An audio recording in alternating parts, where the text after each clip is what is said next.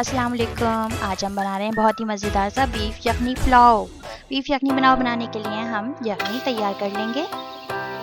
सबसे पहले हम कुकर लेंगे। कुकर में हम 1 से 1.5 किलो गोश्त शामिल करेंगे और उसे भून लेंगे। बीफ की यखनी बनाने के लिए गोश्त हमारा रिवाज वाला होना चाहिए और उसमें हड्डियाँ भी शामिल हों तो यखनी और ही शानदार बनती है। अक्सर लोग बीफ इस्तेमाल नहीं करते क्योंकि उनको खून की स्मेल से एलर्जी होती है। उसके लिए हम ये मेथड फॉलो करें तो बीफ यखनी पुलाव आप भी इंजॉय कर सकते हैं। गोश्त को हम मीडियम फ्लेम पे भूनेंगे ताकि उससे गोश्त का पानी जो निकल रहा है वो जल जाए। उससे गोश्त में खून की स्मेल का प्रॉब्लम ख़त्म हो जाएगा। उसमें लहसुन अदरक शामिल करेंगे और तकरीबन 2 लीटर पानी शामिल करेंगे ताकि यखनी अच्छी सी बने हमारे पास, उसकी ग्रेवी थोड़ी रहे। अब हम इसमें 1 टेबल स्पून नमक शामिल करेंगे। 1 से 1.5 इंच का अदरक का टुकड़ा शामिल करेंगे। 1 प्याज जाएगी इसमें।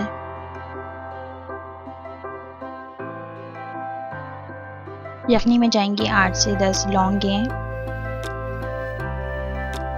तेजपात 1 से 2, 1 से 1.5 चम्मच जीरा, सफ़ेद जीरा जिसे कहते हैं, 1 से 1.5 इंच का दालचीनी का टुकड़ा, 8 से 10 जवे लहसुन के, 2 टेबल स्पून इसमें सौंफ जाएगी,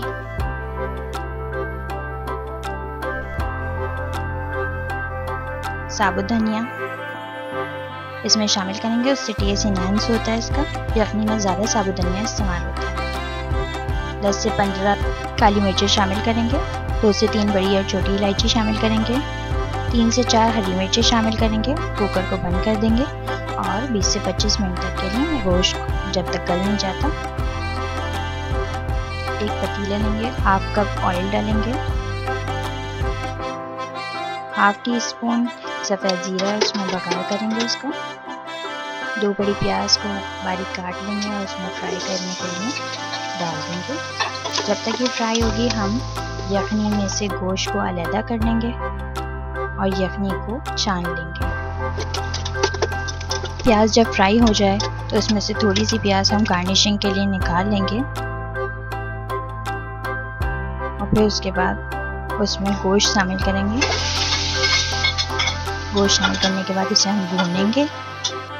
गोश्त को तलने के बाद इसमें 3-4 हरी मिर्चें शामिल करेंगे, आधी प्याली दही पिटी हुई शामिल करेंगे, 1-1.5 चम्मच लहसुन अदरक का पेस्ट शामिल करेंगे, 3 से 4 टेबल स्पून नमक का शामिल करेंगे,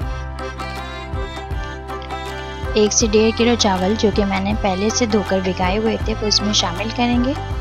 उसके बाद 1 से 1.5 किलो यखनी जो हमारे पास बची थी वो हम इसमें शामिल कर देंगे। यखनी शामिल करने के बाद इसको हाई फ्लेम पर ढककर पकने देंगे।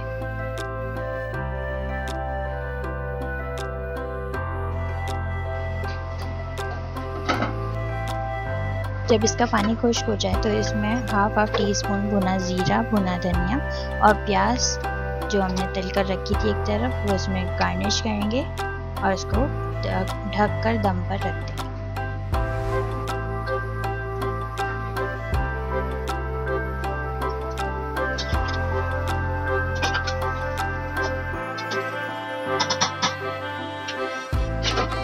लीजिए बीफ यखनी पुलाव शानदार सा हमारा तैयार है।